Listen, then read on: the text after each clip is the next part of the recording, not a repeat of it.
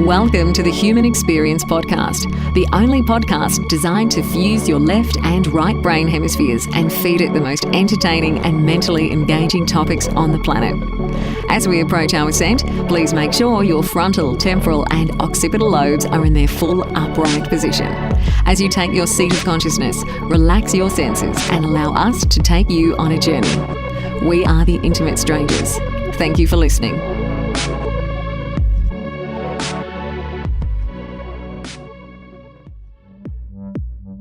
What's up, folks? Xavier Katana here with The Human Experience, and we're diving back into the more esoteric side of things in this episode as we speak to Dr. Bonnie Greenwell. Dr. Bonnie Greenwell has been in this industry for over 3 decades. She has studied some of the physiological and psychological effects of what happens during a Kundalini Awakening. So the credentials run deep on this one. She's written at least 3 books on this subject, which I highly recommend. Otherwise, folks, if you enjoy our content, get to thehumanxp.com/donate. Help us cover server costs. Find us on Facebook, Twitter, YouTube, all at The Human XP.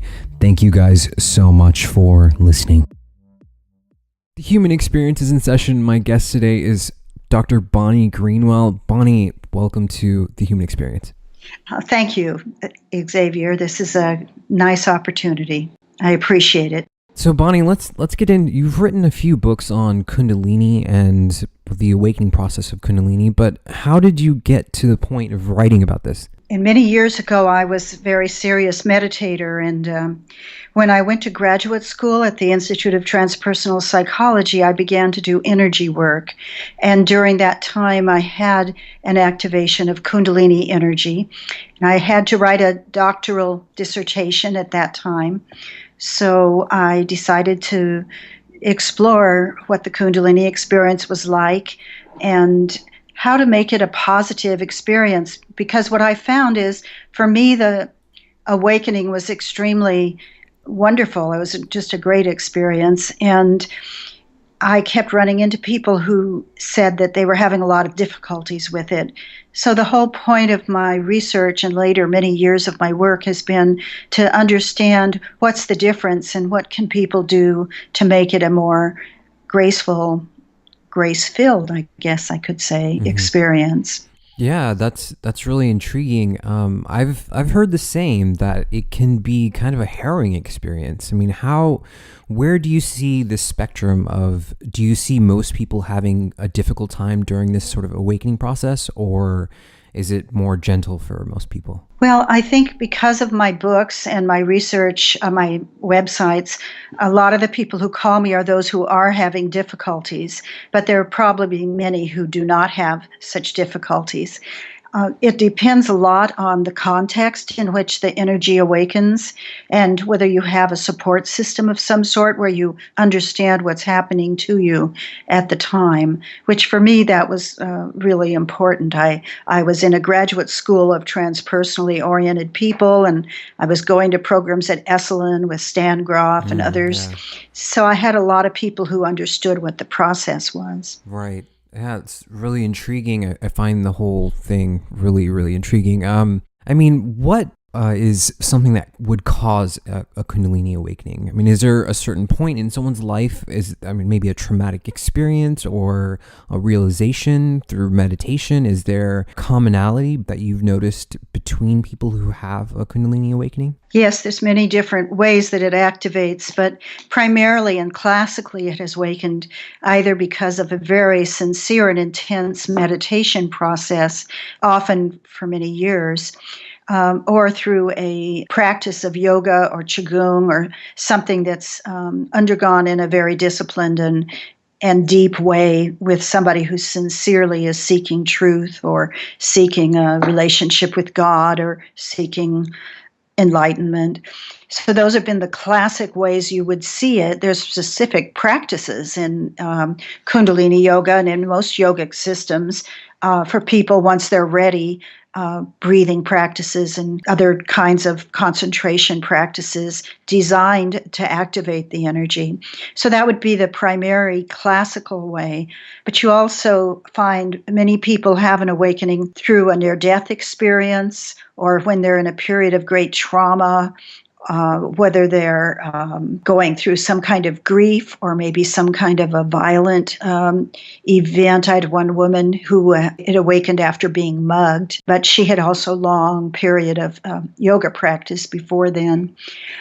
Sometimes it awakens through an encounter with somebody else who has awakened energy. Mm-hmm. And sometimes it just happens spontaneously and there's no real logic you can find in it. But usually there's some kind of an initiating event that made it. It's just Kundalini is only the life force. It's your own life force. And you could say that when it awakens, which is normally considered to happen at the base of the spine, although in some systems it happens by an activation in the center of the body or in the heart. Mm-hmm. But when it activates, you notice a difference. There's a before and after. There's usually a very specific event you can trace the initiation of Kundalini to. Right. And then there's many years of experiences that often follow it. Yeah, it's fascinating. So, I mean, Kundalini is 1,000, 2,000 years old kind of tradition. I mean, these yogis in India have been kind of talking about Kundalini, but now we're seeing this sort of proliferate what's going on here in Western society. Why do you think that there's this crossover happening from East to West? Well, I think back in the 30s, 40s, and then again in the 60s, there was a great influx of yogic teachers and teachers from the Buddhist traditions coming to the West. So a lot of people in those days were, you could say the culture was kind of seeded with the kind of spiritual practices that would make this more likely to happen. And then in the 60s, it happened quite a bit with people who were using LSD. There was a whole movement of people who were very intensely trying to shift their consciousness. And so that generation had one influx, you could say, of the energy activating or consciousness shifts that may precede an activation of energy. So today, though, what's really been different since the computer age is people can find ways to dedicate themselves to a spiritual awakening all over the internet. They can find practices that are very energizing. They can find meditation practices. Meditation is almost mainstream now. And if a person's kind of ripe, not everybody who meditates is going to have this kind of awakening. It's probably a fairly small percentage. But if there's other ways in their life that their consciousness is prepared or ready for this to happen, it's very possible for it to activate through a meditation practice. And millions of people are doing that today. Also, millions are doing yoga. So there's been a real shift in society and the openness to those kinds of experiences. Yeah, I agree completely. In the early 90s, like 1991, 92, I had a Kundalini Awakening, and it was probably the most scary event that I've ever experienced. One of the most scary events I've ever experienced. And I think through the years that followed, it was even more harrowing because I had no idea what was going on. There was no sense of kind of getting online, and even getting online and typing it in. No one was talking about Kundalini back then. So, I mean, things have changed a lot. Things are a lot different. What do you think this means for, people like you who kind of specialize in Kundalini? What are your patients that come to you? Like, what is something that you would tell a person that comes to you and says, "Hey, Dr. Bonnie, my Kundalini awakened. I feel like this is happening to me." What do you say to that person? Well, as I start to work with somebody, I have them fill out a questionnaire that gives me a lot of background information, because whatever you've brought into the process has a huge impact on what you're experiencing and what might be helpful in making it a more smooth experience. So I do that. I also ask their history a little bit, because I want to know what triggered it. How did it begin for them? And that'll give me a little insight on what's needed. For example, if they're already in a spiritual community of some sort, they'll have a good context. They'll know what's happening. If they were in an accident and they never had ever heard of anything spiritual, they may need to get it set into a context in which they understand that there is an experience called spiritual awakening. And for thousands of years, it's been written about primarily in the East, and that Kundalini is a natural part of that process. It's the part that allows your whole energy field to awaken and support your spiritual intention. And that it's been written about in classical literature, but it's just not understood in Western medicine. So doctors and therapists have never really gotten a framework or a paradigm for interpreting it. But that it's very well known in the East. And that it's all about their transformation and their body becoming available to higher states of consciousness and to the integration or the living from those new perceptions. Do you think that this is happening to more people now than before? It's very possible. Some people think that. I believe that Eckhart Tolle's talked about this being not so much Kundalini of consciousness being much more common today. But I think we also have to realize that there's a larger population and there's a lot more intercommunication than there used to be. So it may have been possible that certain cultures or certain groups of people did have these kinds of significant awakenings, but it just wasn't widely known. Yeah, it seems like when there is a Kundalini awakening, it's like the charge in your body is completely different, and you're just sensitive to more, and your chakras are more open. You're just more sensitive to everything. I mean, would you agree with this? Yes, that's one of the biggest concerns people have, especially if they were a little bit sensitive types of people anyway, and it can become extremely uncomfortable because they can just feel things in other people's energies. They're much more receptive. They can't handle going into big box stores and places where there's tension and toxic relationships. In fact, the awakening requires us to really be honest with ourselves and to make changes in our life if some of the things we're doing are not compatible for us. That in a way, the high sensitivity is sort of telling you you really need to either change or get out of this particular relationship or this job. You're not in tune with it. It's not right for you. And you have to learn to listen to your body and do what the energy seems to be wanting you to do if you want to be comfortable. A lot of people who get into great difficulty are doing things in their life that are very, very stressful and that are just not in tune with their deeper, authentic desires and truths. And they have to make changes or they're going to continue to feel bad, to feel even sick sometimes. Do you believe in reincarnation, Bonnie? I think there's a high likelihood of it. I've had many past life regressions myself and done that with other people. And many times people in a Kundalini process will have a spontaneous past life memory or a déjà vu experience. And they feel very real. It feels like it really was me. But it's also very possible that we're just connecting into the collective lives and experiencing another life or you might say another dream of life. That's a belief system, it's something you can't know positively. You just can know what it feels like. It feels true, but nobody can actually prove that it is true. So hypothetically, do you think that the Kundalini process could be a sort of cleansing so that you can kind of escape the incarnational cycle, or? I think that it's an opening and a clearing. In a way, it makes you face much more of your incarnational cycle. It's not a way of leaping past it. Everything that you need to see comes up. If you have unfinished psychological issues that you've never addressed, they're very likely to come up. Some of the shaking and jerking and letting the body release that is some of the energetic holding of tension from your past, from your conditioning.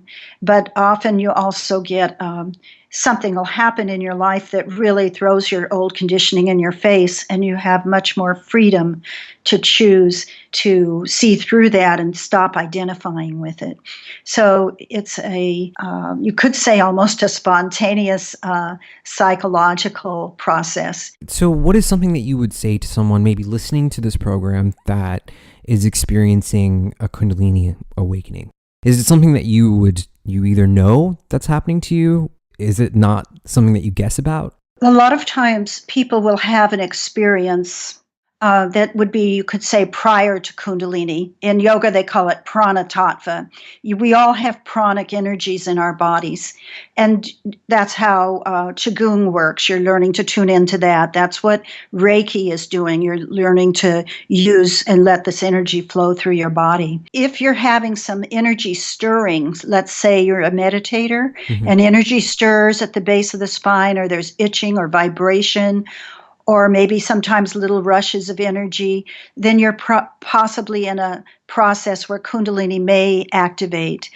If you're experiencing, if you've experienced a very intense rush of energy and your body shaking uncontrollably, or that doesn't seem to be like a seizure. It's not like a seizure disorder. It's much more like a rolling energy. It can be very scary, but it's actually a good sign that your subtle body is cooperating with your spiritual intention. Or if you didn't ever have a spiritual intention, it's an invitation to a type of transformation and grace that you may not have expected was available to you. What will happen is that this process just naturally unfolds itself if you don't hold yourself in resistance to it. It's the anger, fear, and resistance that makes it more uncomfortable.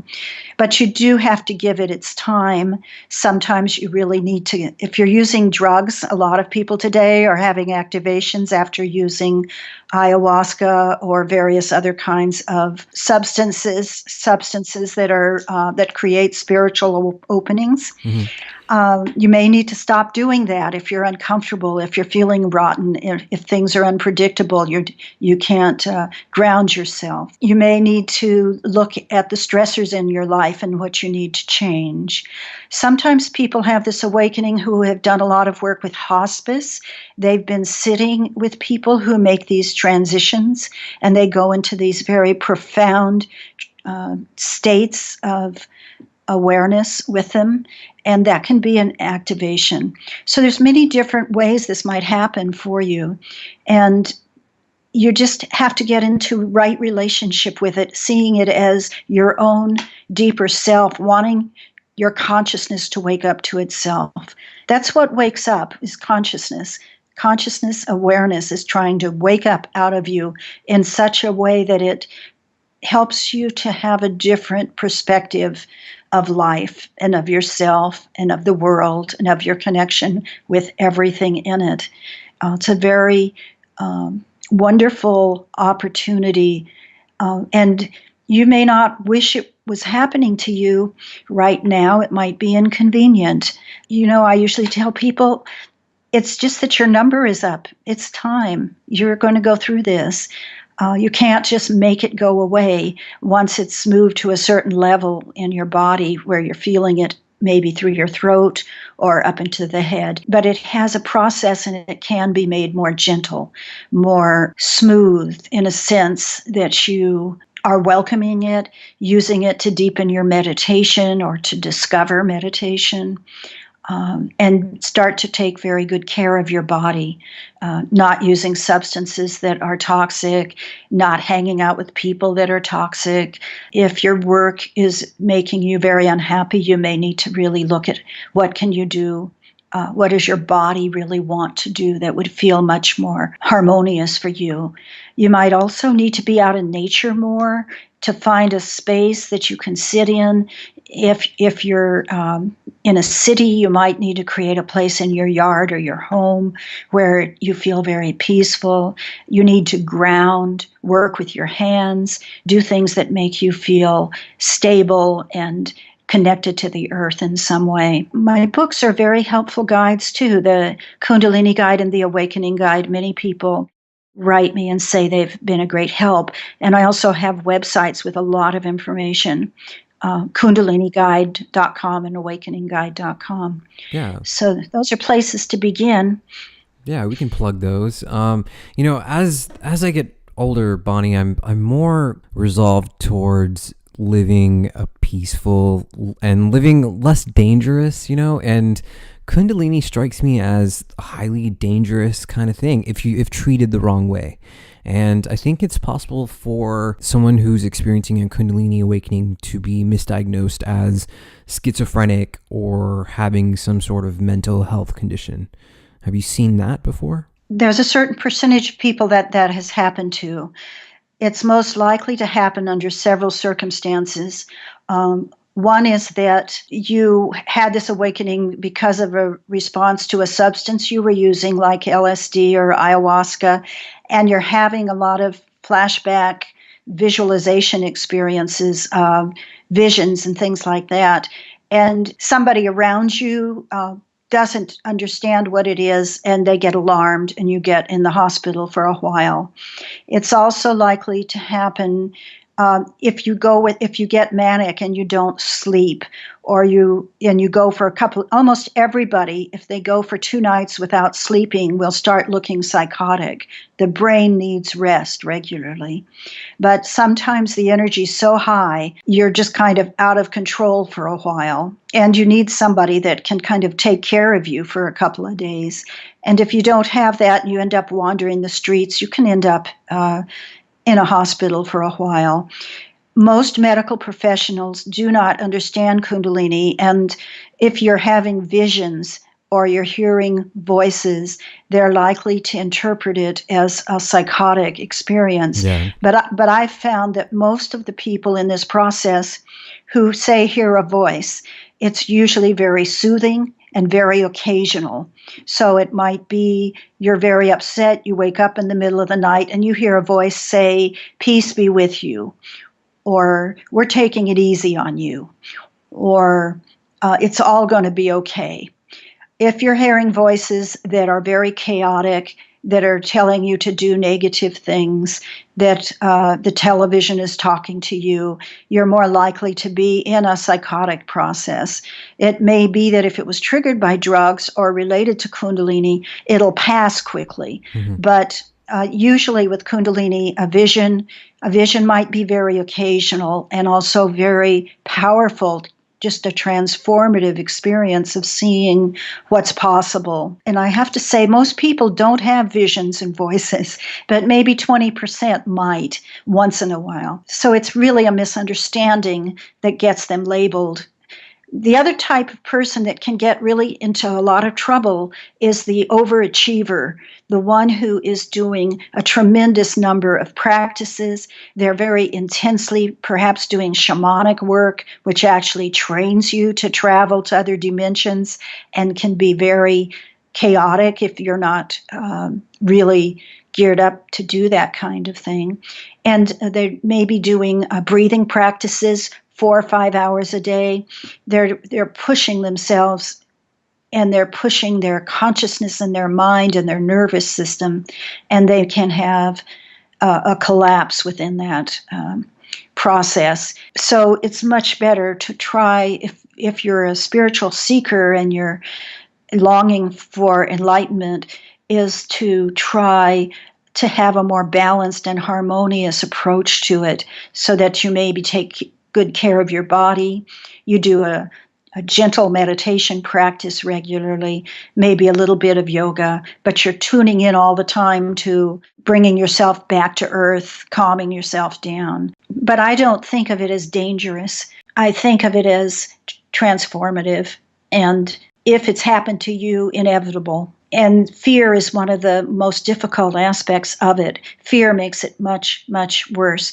The mother, who was a yogi that was a partner of Aurobindo's, said once that the heartfelt release of fear is the most important step on the spiritual path. Very interesting. How long do you notice that these symptoms last after a person has a Kundalini experience or an awakening? If the energy has fully awakened, it never fully goes away. It gets much more... So it's for the rest of your life you have it? Well, yes and no. I'll just talk about my own experience, which began more than 30 years ago. Sure. It's more intense the first year or two. There's a lot more where your body wants to release energy.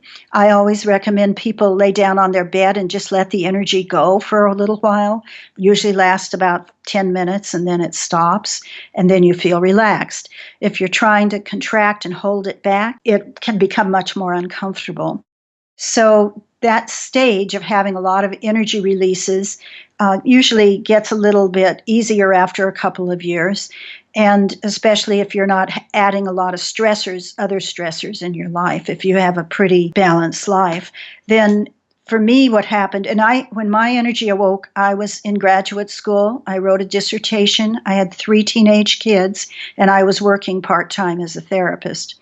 So there was a lot of other things going on in my life. So you can do that, but you just have to be doing things that feel compatible and right for you. Then what happened over the years, it got more like a little interior vibration that felt good. I've had a lot of bliss with this experience. Mm-hmm. And when you tune into it, when you get used to it, you just tune into it and relax, it can be extremely blissful. Then some years later, 7 or 8 years maybe, I met Ajay Shanti, who is a non-dual teacher. And when I began sitting with him, the whole energy process went to a different level where I had a very deep awakening of consciousness or self, whatever we would like to call that. And at that time, the energy settled down almost completely. So it changed how I looked at life and myself and everything else.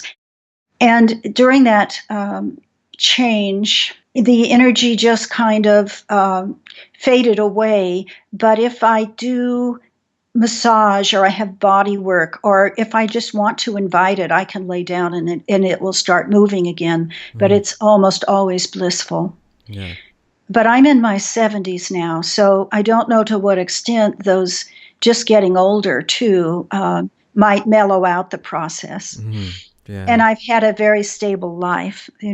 So somebody who has had a lot of trauma things going on, they've had to clear out old abuse issues, and then maybe they've gone through a divorce or their child has died, or they've lost their home and they've done a lot of struggling. They might have a lot more releasing going on because it is trying to release any kind of stressor, any kind of attachment or belief that keeps you from feeling completely free and open. There's a guest of the show, Robert Bruce, and he talks a lot about out-of-body experiences. I'm not sure if you've heard of him, but he also does some work on Kundalini, and one of the things he said was that without a guru-type person in your life, that Kundalini is an extremely dangerous thing to try to awaken. Do you agree with that statement? I don't encourage people to try to awaken Kundalini on their own. It depends on the quality of the guru, whether he's useful or not.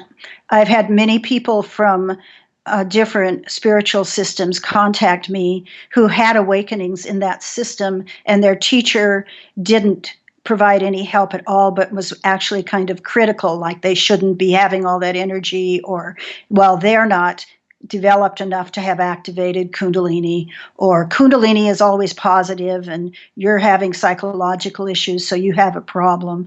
So you don't always get what you need in a typical yogic or Buddhist or certainly a Christian system. I've had nuns call me who felt like, was this the devil making them have all this energy because it feels so sexual at times?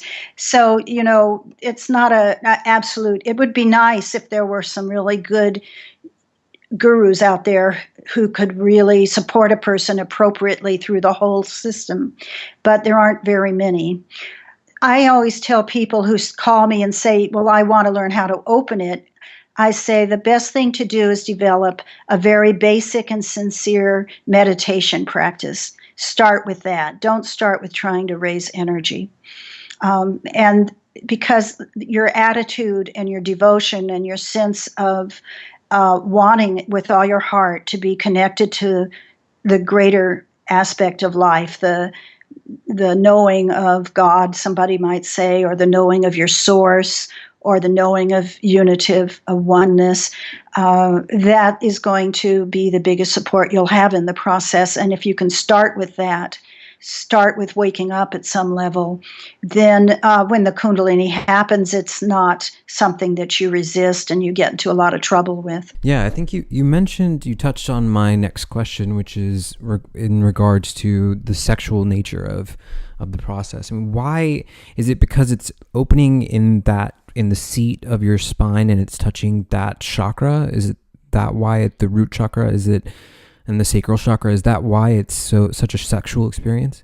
Kundalini is the life force, and it's housed just below the sexual organs, and it's actually responsible for procreation. So that's where its home is, you could say.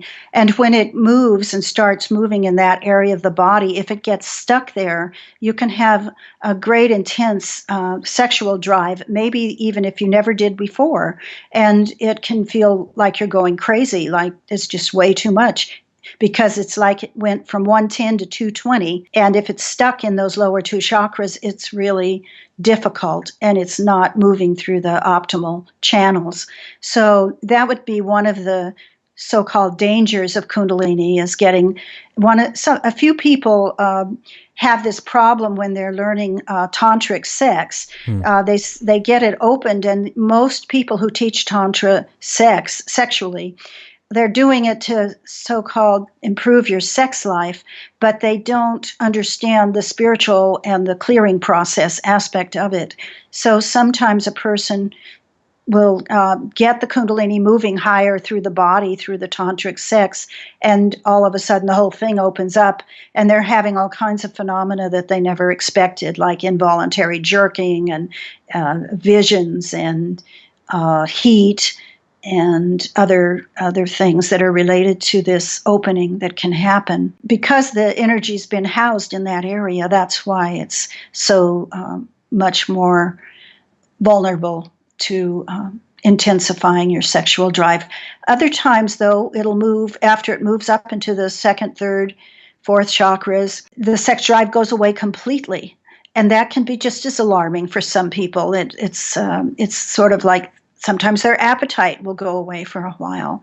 So it can cause all kinds of different reactivity in the body. And there's no predicting of what it will do for you. I mean, it's not the same from one person to the next.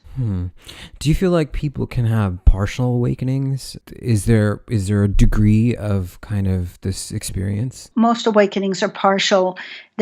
Most people will have an awakening initially that perhaps opens up and goes up into the belly, or goes up. And once it goes up into the heart, it's considered a little more stable. So once it moves into the heart, you might experience expansive, unconditional love at times. You might experience a need to really face some of your own barriers and blocks. You might have discomfort in the heart. Then it can move into the throat. Most people seem to have blockages in the throat. I think it's particularly women because they're taught not to express everything they think. All of us are taught that. In school, we're taught to be quiet. And there's a lot of blockages or contractions in the neck area. So a lot of times the energy ends up staying in that area for a long time until you've either learned some practices for moving it, or you deal with whatever the trauma is that's related to the withholding. You learn to express yourself. Yeah. Wow. It makes a lot of sense, Bonnie. I really appreciate your time.